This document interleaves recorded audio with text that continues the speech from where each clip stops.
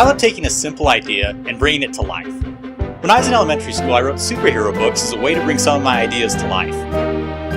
I named my own character Sidekickjason. I ended up writing 15 different superhero books, but I eventually got tired of it being only words on paper. I wanted to see my thoughts and ideas come to life. One evening in 2009, I was watching some videos on YouTube and ran across some videos where an individual had taken toy Thomas trains, made a grass floor, a sky background, and used them to create funny short stories. I realized that this was something I could do myself. I could make my thoughts more than just words on paper. When I sat down to plan my own videos, I had lots of options. I could do parodies and joke about the trains, I could make my own interesting universe with some of these characters. But in the end, I decided to stick as close and true to the original Thomas the Tank Engine and Friends series that I grew up with.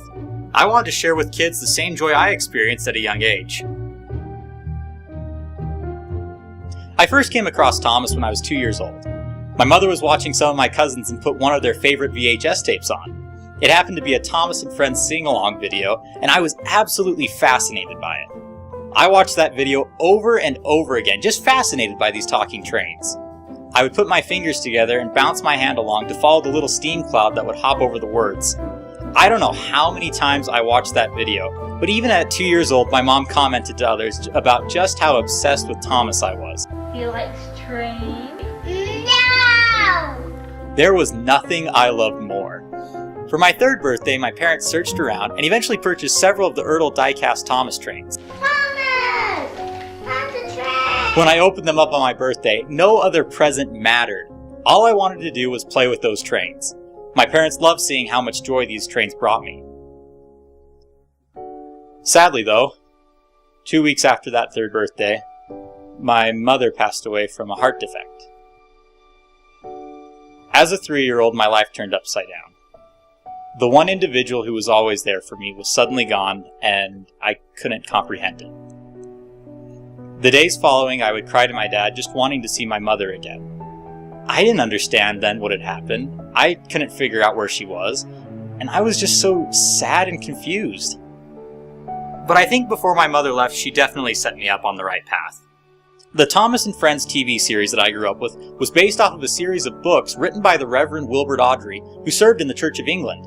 He used these stories to teach his son and many others life lessons and values. Through the talking trains, he taught the value of friendship, working together, the importance of trust and honesty, and that with enough determination, you can accomplish your dreams. I've tried to follow in the Reverend's footsteps as I've created my own stories, because I believe that is what my mother would want me to do, to share a message of kindness and love with others, and overall help make the world a better place. I think my mom is proud of who I am and what I've done. When my mother died, I found the small world of trains a distraction from the heartache that I did not understand. How does any young child know how to comprehend the sudden loss of a parent they trust, depend on, and love? I found comfort in creating stories around the very toys my mother had lovingly provided me before departing. We've been looking long and hard for these pieces, haven't we? Your mom wanted to make sure you got all of them. And it looks like we did. But I couldn't stay buried in my make-believe world forever. I knew in my heart of hearts that I'd have to face the reality of a world without Mom. Gratefully, I had a wonderful father, brother, and extended family who have lovingly supported me as I grew up without a mother by my side. With the support of loved ones, my life has recovered. But something else was happening along the way that at the time I did not realize, and only looking back could I begin to appreciate.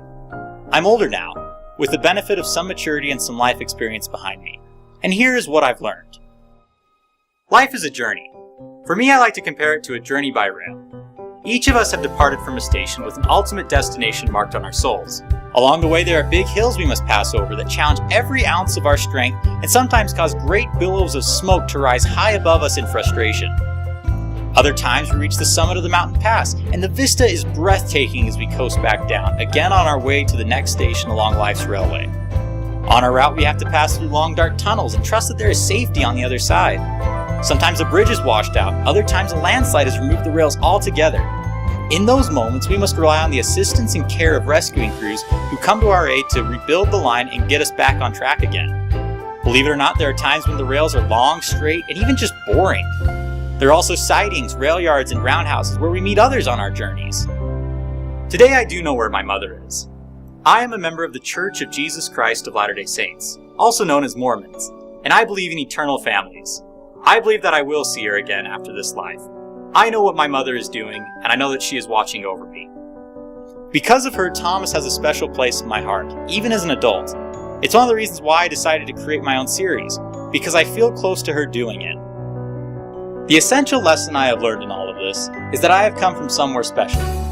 My journey here on life's rails has meaning, and I am heading towards a destination that ultimately will return me to live with my mother and loved ones again.